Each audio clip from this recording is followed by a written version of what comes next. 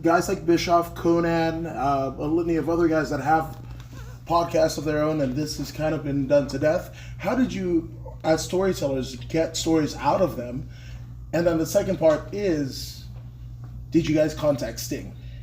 Yes. Time has gone by since like the last WCW long form documentary, and I think at that time, and you mentioned this to me the other day, it's like a lot of people in the last iterations, like the rise and fall of WCW that have been, you know, on the WWE networks and stuff, like a lot of the people that were interviewed were still under contract with WWE. There was a little kind of guarded nature about what they were saying. I think now that so much time has gone by, and because that there's people have podcasts now, I think people just like have less fucks to give now, you know? It's like, and I think a lot of people are just very candid, and that's the way we kind of sold it to everybody. It was just like, you get to say whatever you want, this is your platform to share your experience, and it was just so unfiltered, and it was great. And as you see as the show goes on, like, we would show people clips of what other people said about them, and then things get really heated. Yeah, so things get only worse from here.